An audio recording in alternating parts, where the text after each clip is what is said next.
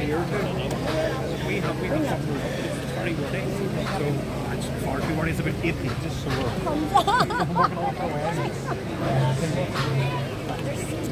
One, two, one. If everyone could just gather together, please. Yep. Everyone could just come together, please. Stupid bloody gimbal just gave out again. Did it? Fucking piece of yeah. shit. Alright, okay. Disappointed in you.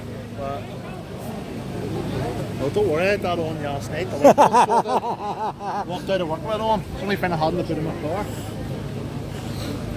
Maybe you sold. Ladies and gentlemen, first Not of all, enough. a very warm welcome to Loyalist East Belfast. It's great to be here and it's such a great night. Ladies and gentlemen, you know what we're here for. I'd like to thank the speakers, Muir Holmes and Jim Allister, who's here tonight as well. I'm looking around and I'm trying to see if I can see Jeffrey or Doug because they were invited. I invited them personally. So Jeffrey or Doug, if you're here, put your hand up. No takers? Didn't think so, somehow or another. Listen, ladies and gentlemen. The Loyalists and Unionist community of East Belfast wish to express their complete and unwavering opposition to the undemocratic injustice that is the Northern Ireland Protocol. Here, here. The imposition of an EU customs border between Northern Ireland and the rest of the UK is the greatest threat to British sovereignty in Ulster since partition, and the greatest threat yet to the historic Good Friday Agreement peace accord. The Good Friday Agreement. We also object to our country being reduced to the status of an EU colony. The protocol subjects you and me to EU laws without any form of democratic representation. Where else in the world would you get it?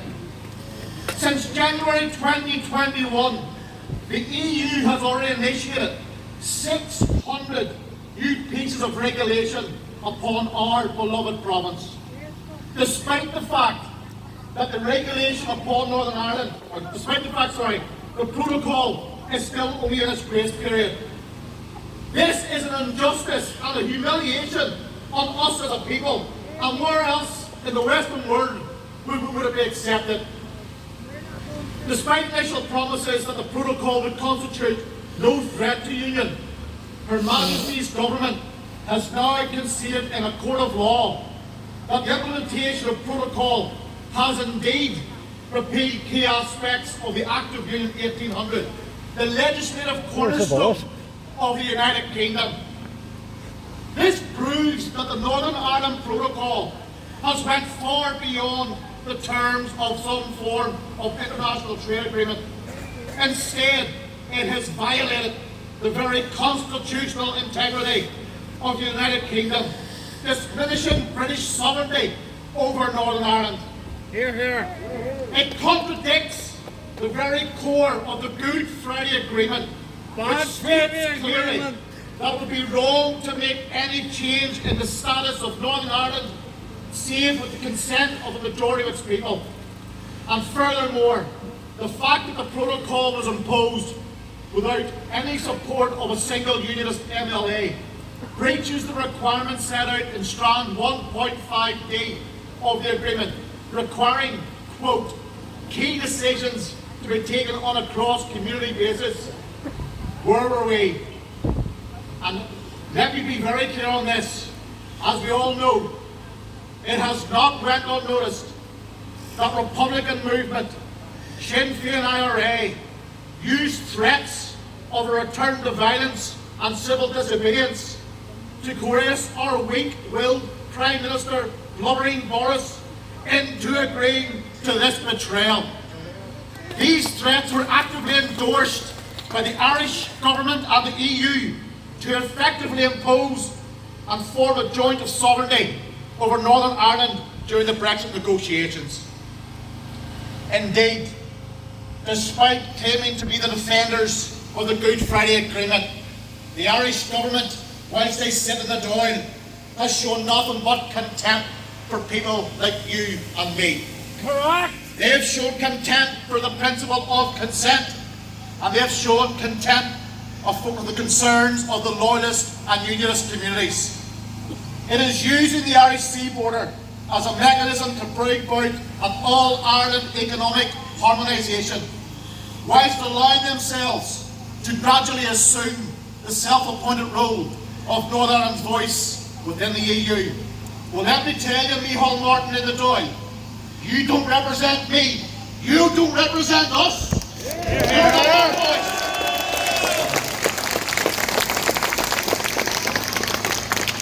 All unionist political parties must now practically demonstrate that the protocol is not compatible with the Good Friday Agreement, or indeed democracy, if they're meant to be democrats.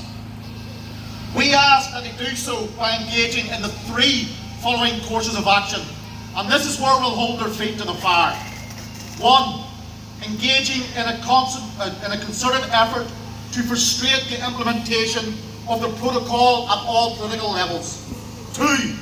Refusing to resume unionist participation within the North-South Ministerial Council and withdrawing all cooperation with the increasingly hostile Irish political establishment until the East-West strand of relationships contained within the Good Friday Agreement is restored. And finally, 3.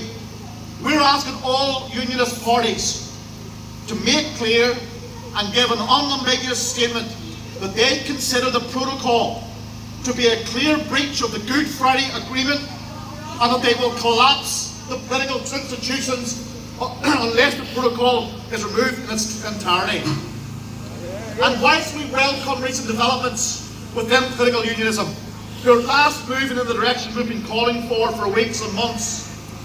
We reiterate the words must be followed by actions. We call on all unionists and loyalists to unite behind this strategy. It is incumbent that unionist politicians do not allow themselves to be blackmailed or intimidated out of this strategy by the suggestion that key pieces of legislation regarding schools, hospitals and public services will not be able to progress in the province in the absence of the executive, because it has been clearly demonstrated on many issues that Boris and the Westminster government are prepared to legislate over the head of the Assembly when it suits them. And the prime example of that, ladies and gentlemen, is when the government's threat was to legislate the Irish Language Act should the Assembly fail to do so. Yeah. We now call on all the unionist elected representatives of East Belfast to endorse this statement by publicly calling the respective parties into a course of action. However, it is also incumbent on all grassroots loyalists and unionists who oppose the protocol to use every manner of non-violent protest open to you until such times as this great injustice is removed and full British sovereignty and democracy is restored back to Ulster.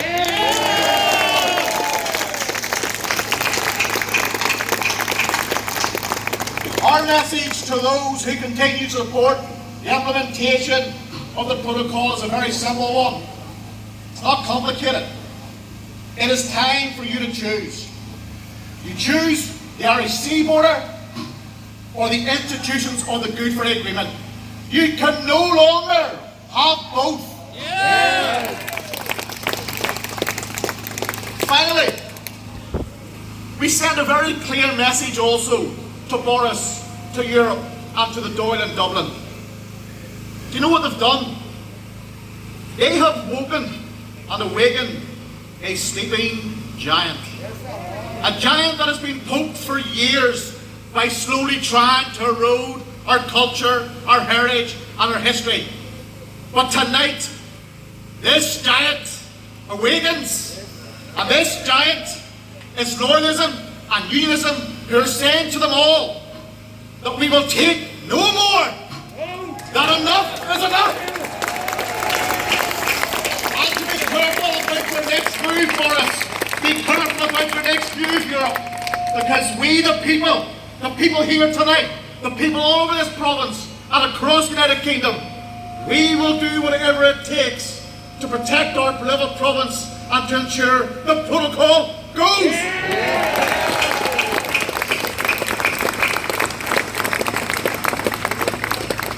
Thank you, ladies and gentlemen. I'm now going to welcome our next speaker, Mr. Moore Holmes.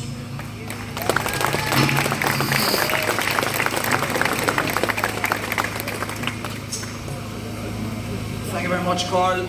Can we just put our hands together for the organisers of this evening's event? It's great to see so many loyalists and unionists out and protest against the protocol. I want to begin this evening not by telling you of a truth, but by telling you of a lie. And I'm sure if you're anything like me, you've had your fill of lies over these past 2 and 3 years. It almost seems like lying is the common tongue of our politicians who hold the highest office. We've been told some lies, haven't we? We heard our Prime Minister tell us that he would never tolerate a border in the Irish Sea. And that's exactly what he signed up to.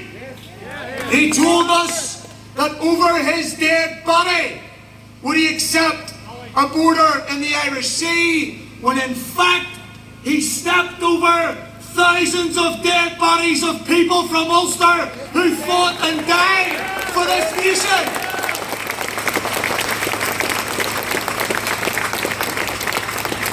We were told that the Belfast Agreement was sacrosanct, and I'm no fan of that agreement, but we were told it was sacrosanct and it must be protected in all its parts, when in fact it was used and manipulated as a weapon against our community, looked at through the lens of nationalism to prohibit a border where it should be and force a border where it should not in our United Kingdom. We've been told some lies, haven't we? Well, indulge me the opportunity to tell you one more.